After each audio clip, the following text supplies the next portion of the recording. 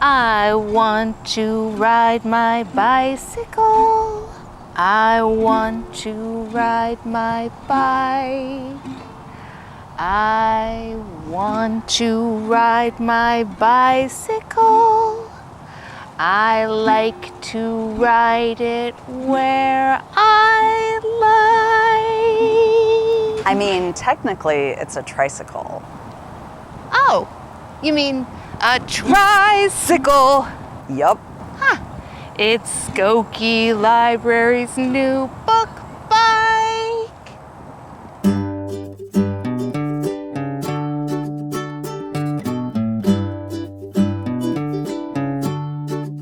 Hi, I'm Kathy. And I'm Caitlin, and we are excited.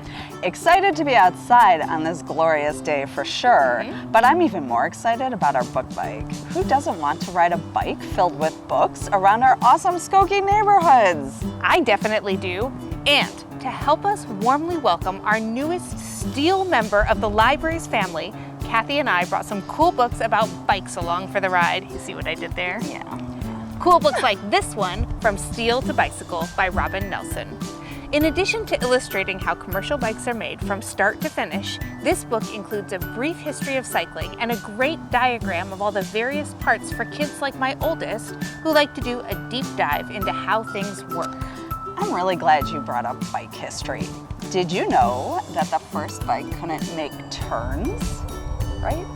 It wasn't until over 20 years later in 1871 that this bike could actually be steered. But once that happened, folks got real excited about using a bicycle to get around like lightning.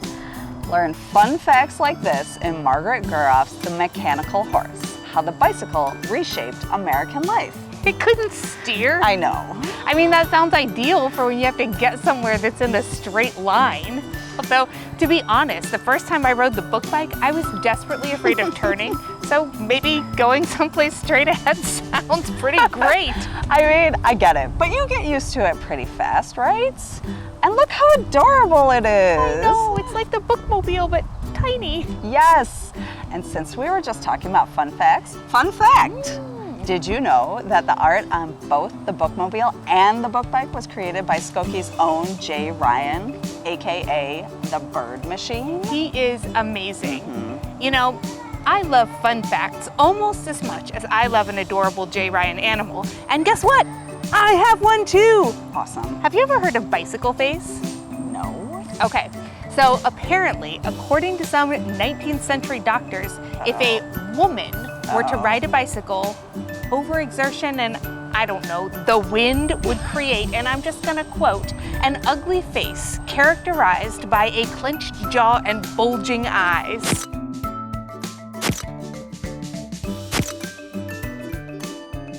Come on. I know.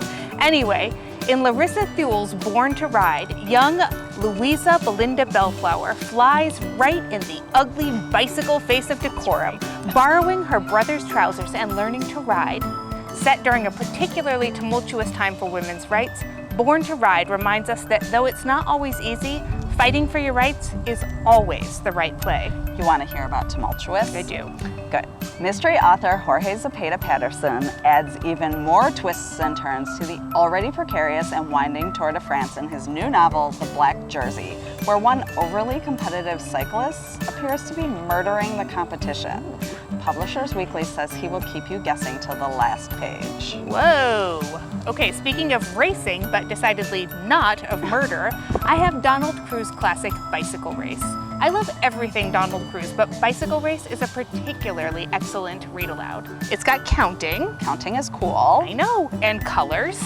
Who doesn't like colors? I love colors. I love colors too. But I especially love how Cruz wrote conversation points into his deceptively simple text. My favorite thing about reading aloud is including the listener in the narrative. Cruz not only allows for this, he encourages it. That sounds super great. So, David Byrne, yes, one of the founders of the music group Talking Heads, has used a bicycle as his primary mode of transportation since the 1980s. He takes a folding bicycle to cities he travels to, and you can read all about his adventures in Bicycle Diaries. He says he values the perspective and freedom one gets from a bike, and I couldn't agree more. Taking the library to the streets has given me a whole new way of interacting with our community, and it has been so fun. And now we want to encourage you to get outside, pack a book for the road, and find your perspective and freedom on a bike or in your book. And if you see the book bike around town, make sure to stop and say hi or give us a wave. In the meantime, share your favorite bike route or bicycle face in the comments. And join us next month for another episode of Talkin Books. Bye. Bye.